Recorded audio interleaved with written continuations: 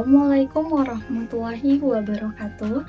Hai adik-adik, kita bertemu lagi dalam pelajaran Bahasa Indonesia dengan Ibu Rahma. Oke, pada pelajaran kali ini kita akan membahas tentang teks cerita pendek atau yang biasa kita sebut dengan cerpen. Teks cerita pendek ini bukan merupakan teks yang asing bagi kalian karena kalian sudah sering mendengar atau bahkan membuat serta membacanya. Baik, langsung saja mari kita simak penjelasan berikut ini. Oke, yang pertama kita akan membahas tentang definisi dari cerpen itu sendiri. Cerpen adalah sebuah karya sastra prosa yang menceritakan sebuah kisah secara singkat dan padat. Cerita ini biasanya fokus pada satu tokoh utama dan konflik yang dihadapinya, dengan alur yang terstruktur dan penyelesaian yang jelas. Seperti namanya, cerpen atau cerita pendek memiliki tujuan untuk menyampaikan pesan atau pengalaman hidup dalam bentuk narasi yang singkat, sehingga pembaca dapat dengan cepat memahami cerita dan merasakan emosi yang disampaikan oleh penulis. Dalam cerpen, setiap elemen cerita seperti tokoh, latar, dan konflik dirancang secara sederhana namun tetap mampu memberikan kesan mendalam bagi pembacanya. Kemudian kita akan belajar tentang ciri-ciri cerpen. Cerpen memiliki ciri khas tersendiri, yaitu jumlah kata terbatas. Umumnya, cerpen memiliki jumlah kata maksimal 10.000 kata, sehingga dapat dibaca dalam sekali duduk. Kemudian yang kedua yaitu fokus pada satu konflik. Nah, di sini cerpen biasanya berpusat pada satu konflik utama yang dialami tokoh utama. Yang ketiga yaitu alur yang terstruktur. Nah, cerpen memiliki alur yang terstruktur, mulai dari pengenalan tokoh, konflik, klimaks, dan penyelesaian. Dan yang keempat, pesan moral yang kuat.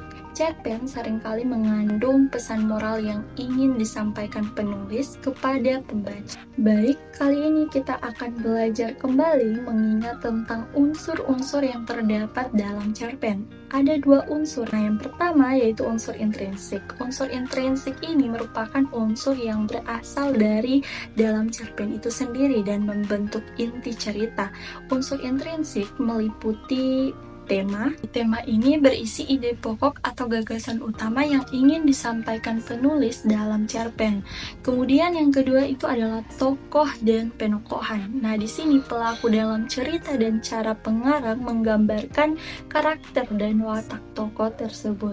Yang ketiga yaitu latar. Di sini berisi suasana, tempat, dan waktu yang menjadi latar belakang cerita. Nah, yang keempat yaitu alur dan plot. Di sini berisi rangkaian peristiwa yang terjadi dalam cerita, termasuk konflik, klimaks, dan penyelesaian. Kemudian yang kelima yaitu sudut pandang.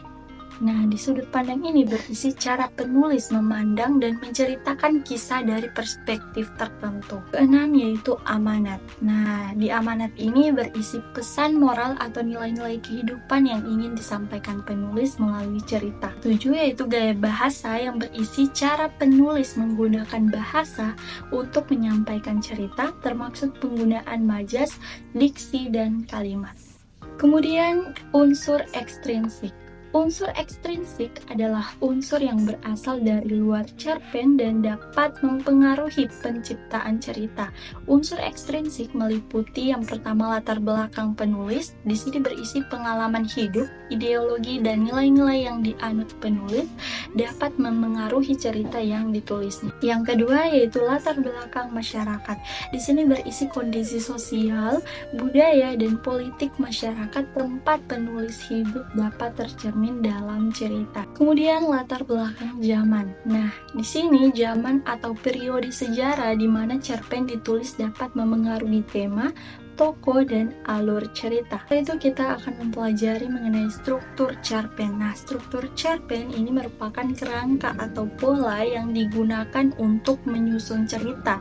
Struktur cerpen yang umum digunakan adalah yang pertama yaitu abstrak atau opsional yang berisi bagian pembuka yang memberikan gambaran singkat tentang tema atau suasana cerita. Yang kedua yaitu orientasi yang berisi bagian awal cerita yang memperkenalkan tokoh, latar, dan situasi awal. Yang ketiga yaitu komplikasi. Nah, di sini berisi bagian yang berisi konflik atau masalah yang dihadapi tokoh utama. Yang keempat, yaitu evaluasi, yang berisi bagian yang menggambarkan puncak konflik atau klimaks cerita. Yang kelima, resolusi, yaitu bagian yang berisi penyelesaian konflik atau masalah yang dihadapi tokoh. Yang keenam, koda, yaitu bagian penutup yang berisi pesan moral atau nilai-nilai kehidupan yang ingin disampaikan penulis. Selanjutnya kita akan mempelajari mengenai kaidah kebahasaan cerpen. Nah, di sini cerpen menggunakan kaidah kebahasaan tertentu untuk menciptakan efek estetis dan menyampaikan pesan dengan efektif. Beberapa kaidah kebahasaan yang umum digunakan dalam cerpen adalah: yang pertama, kalimat bermakna lampau. Di sini cerpen biasanya menggunakan kalimat yang menyatakan peristiwa yang telah terjadi. Yang kedua, yaitu kata kerja yang menyatakan peristiwa. Nah, di sini penggunaan kata kerja yang menggambarkan peristiwa yang terjadi dalam cerita. Yang ketiga, yaitu keterangan waktu. Nah, di sini penggunaan kata keterangan waktu untuk menunjukkan urutan peristiwa. Yang keempat, kalimat langsung dan tidak langsung. Nah, di sini penggunaan kalimat langsung untuk menampilkan dialog tokoh dan kalimat tidak langsung untuk menceritakan isi pembicaraan. Kemudian kata sifat. Nah, di sini penggunaan kata sifat untuk menggambarkan suasana, tokoh, dan latar cerita. Dan majas. Penggunaan majas untuk memperindah bahasa dan memperkuat makna. Lalu kita akan mempelajari langkah-langkah menulis cerpen. Menulis cerpen membutuhkan proses yang sistematis dan kreatif. Berikut adalah langkah-langkah umum dalam menulis cerpen. Yang pertama yaitu mencari ide. Mulailah dengan mencari ide cerita yang menarik dan relevan. Ide bisa berasal dari pengalaman pribadi, pengamatan terhadap lingkungan, atau imajinasi. Kemudian yang kedua yaitu membuat kerangka cerita. Buatlah kerangka cerita yang berisi alur, tokoh, dan konflik yang akan dikembangkan. Dan yang ketiga yaitu mengembangkan cerita. Kembangkan ide cerita dengan detail termasuk latar, dialog, dan deskripsi tokoh. Keempat yaitu menulis naskah. Tulislah naskah cerpen dengan memperhatikan kaidah kebahasaan dan struktur yang telah dibuat. Dan yang kelima, merevisi dan mengedit. Revisi dan edit naskah cerpen untuk memastikan alur cerita, tokoh, dan bahasa yang digunakan sudah tepat. Selanjutnya, nilai-nilai kehidupan dalam cerpen.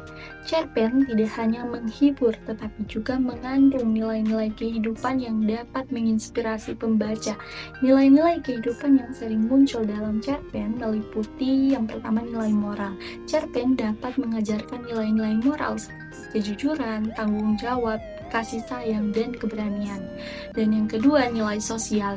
Cerpen dapat mencerminkan kondisi sosial masyarakat seperti kesenjangan sosial, kemiskinan, dan diskriminasi. Yang ketiga yaitu nilai budaya. Cerpen dapat menggambarkan nilai-nilai budaya yang dianut oleh suatu masyarakat seperti adat istiadat, tradisi, dan kepercayaan. Keempat, nilai religius. Cerpen dapat mengandung pesan-pesan religius yang mengajarkan tentang kebaikan, kasih sayang, dan toleransi. Berikut ini adalah contoh video cerita pendek yang berjudul Itik Buruk Rupa. Silakan disimak dengan baik. Itik buruk rupa.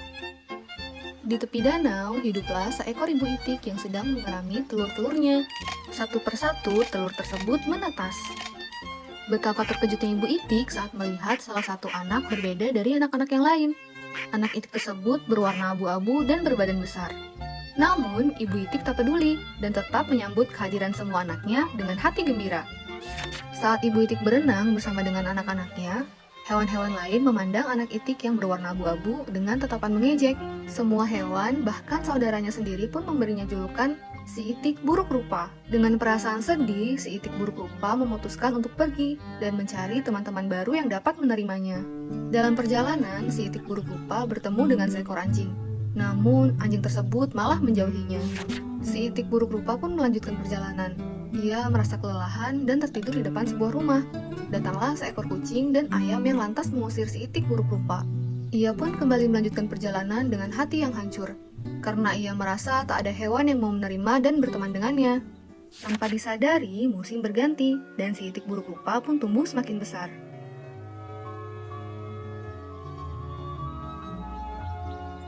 Saat sedang beristirahat di pinggir sungai, si itik buruk rupa melihat serombongan angsa yang sangat cantik. Ia merasa iri melihat kecantikan para angsa tersebut.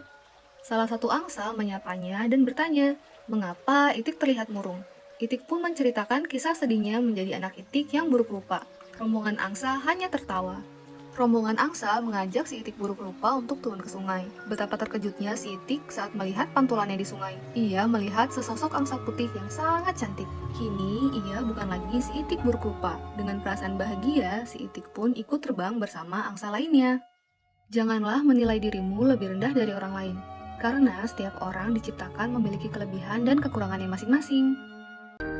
Karena sudah menyimak video cerpen tadi, sekarang saatnya kita melanjutkan ke aktivitas evaluasi. Pertanyaan pertama, bagian mana dalam cerita itik buruk rupa yang termaksud ke dalam orientasi? Apakah A. ketika ibu itik mengerami telur-telurnya, atau B. ketika itik buruk rupa memutuskan untuk pergi? Jawaban yang benar adalah A.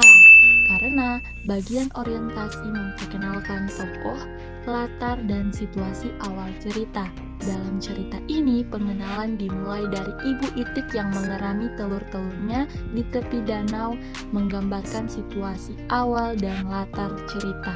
Pertanyaan kedua, apa pesan moral atau koda yang dapat diambil dari cerita itik buruk rupa? A. Jangan menilai orang dari penampilannya. B. Setiap makhluk memiliki kelebihan dan kekurangannya. Jawaban yang benar adalah B. Karena pesan moral dari cerita ini disampaikan di bagian penutup, yaitu bahwa setiap individu memiliki kelebihan dan kekurangan masing-masing. Hal ini terlihat dari transformasi si itik buruk rupa yang akhirnya menyadari keindahan dirinya sebagai seekor angsa. Pertanyaan ketiga, apa tujuan dari penggunaan kata sifat buruk rupa dalam cerpen itik buruk rupa? Apakah A. untuk menggambarkan penampilan fisik si itik, atau B. untuk menunjukkan perasaan kesedihan si itik? Jawaban yang benar adalah A. untuk menggambarkan penampilan fisik si itik, karena kata sifat buruk rupa digunakan untuk menggambarkan fisik si itik yang berbeda dan dianggap buruk oleh hewan-hewan lain, sesuai dengan tema cerpen yang menggambarkan penampilan luar si itik. Pertanyaan keempat, nilai sosial apa yang dapat dipelajari dari cerpen tadi? Apakah A atau B? Jawaban yang benar adalah A, karena dalam cerpen tadi si itik buruk rupa diejek oleh hewan lain hanya karena penampilannya yang berbeda. Hal ini mencerminkan bagaimana masyarakat seringkali memberikan penilaian berdasarkan penampilan fisik dan menunjukkan adanya ketidaksetaraan atau diskriminasi yang terjadi dalam kehidupan sosial. Dan terakhir, pertanyaan kelima, apa amanat yang dapat diambil dari cerpen itik buruk rupa? Apakah A. jangan menilai seseorang hanya dari penampilannya? Atau B. setiap orang harus memiliki teman yang sama jenisnya? Dan jawaban yang benar adalah A. Jangan menilai seseorang hanya dari penampilannya, karena cerpen ini mengajarkan kita untuk tidak menilai seseorang berdasarkan penampilannya.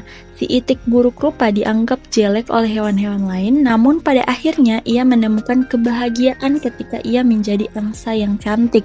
Hal ini menunjukkan bahwa penampilan bukanlah hal yang menentukan nilai seseorang, dan setiap individu memiliki kelebihan yang tidak selalu terlihat di awal. Baik adik-adik, terima kasih sudah mengikuti pelajaran dengan antusias dari awal hingga akhir. Semoga evaluasi yang Ibu berikan tadi dan pembahasan materi yang telah kita lakukan hari ini dapat membantu adik-adik dalam memperdalam pemahaman tentang cerpen. Saya mohon maaf jika ada kekurangan atau kesalahan dalam penyampaian materi.